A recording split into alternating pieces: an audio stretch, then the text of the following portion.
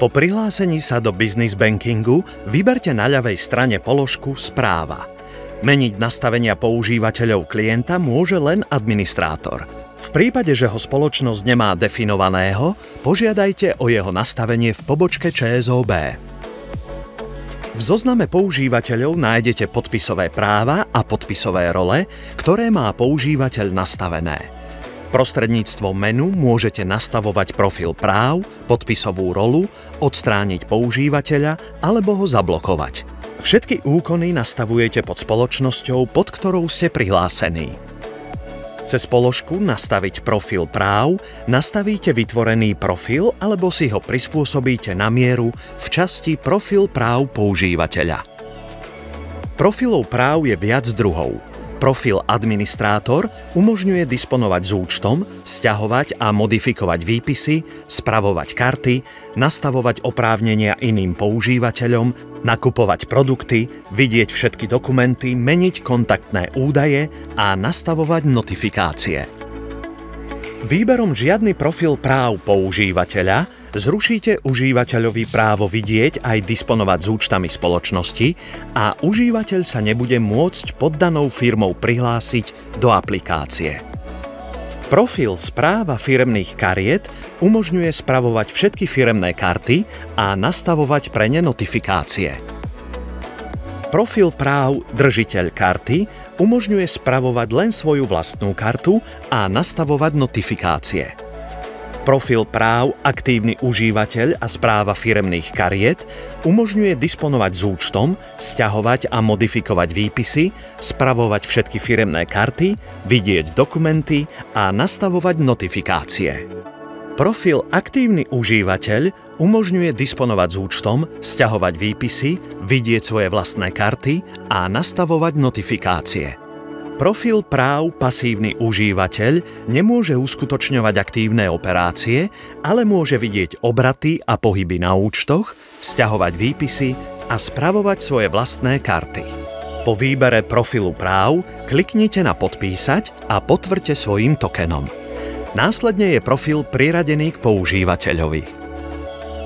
Ak potrebujete upraviť prednastavené profily, vyberte v správe klienta dlaždicu Profil práv používateľa a na základe existujúcich profilov môžete vytvoriť nový alebo upraviť oprávnenia jednotlivých profilov či zobraziť podrobnosti v ktorejkoľvek oblasti. V správe klienta po kliknutí na dlaždicu Podpisové role sa vám zobrazí zoznam podpisových rolí, ktoré slúžia ako maska, pod ktorú sa dá priradiť viacero používateľov s právami na disponovanie s účtom a na zjednodušenie priraďovania oprávnení pri veľkých počtoch používateľov. Na vytvorenie novej role kliknite na položku Nová rola. Po vytvorení ju jednoducho priradíte používateľovi v zozname používateľov. Napríklad rola Účtovníci, ktorá zaistí, že všetci účtovníci budú mať rovnaké oprávnenie. V správe klienta po kliknutí na podpisové pravidlá vytvoríte podľa vašich preferencií podpisujúcich používateľov, zoznam operácií, zadefinujete účty a nastavíte limity. Kliknutím na nové podpisové pravidlo modifikujete existujúce a zadáte názov. Po kliknutí na Dokončiť sa úspešne uloží medzi zoznam podpisových pravidiel. Pravidlo je potrebné ešte upraviť. Po kliknutí na možnosť upraviť sa zobrazí obrazovka, kde v záložke Základné informácie môžete upraviť názov pravidla a môžete nastaviť automatické priradenie na každý novovzniknutý účet pod vašou spoločnosťou. Úpravu potvrdíte kliknutím na tlačidlo Pokračovať. V záložke Zoznam signatárov zvolíte minimálny počet používateľov, ktorí musia podpisovať dané operácie. Taktiež môžete zvoliť limit na transakciu. V prípade, že ho nevyplníte, limit bude neobmedzený.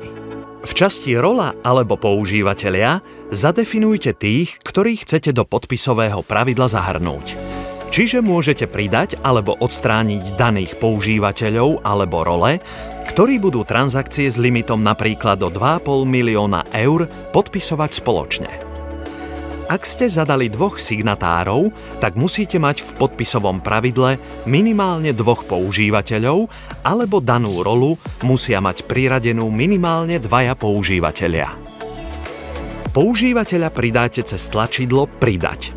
Po kliknutí na tlačidlo Pokračovať sa dostanete do záložky Zoznam transakcií, kde nastavíte operácie pre podpisové pravidlo, ktoré môžu alebo nemôžu daní používatelia robiť vo vašom business bankingu.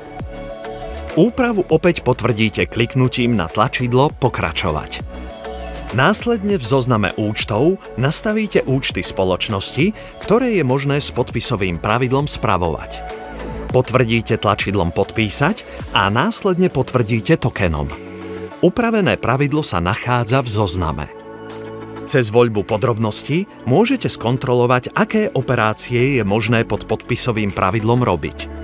V podrobnostiach vidíte, ktoré osoby, operácie a účty spadajú pod dané pravidlo. Po nastavení podpisového pravidla budú každú platbu daní používatelia podpisovať spoločne vo dvojici s limitom do výšky 2,5 milióna eur. Pre každé pravidlo môžete definovať iné podmienky.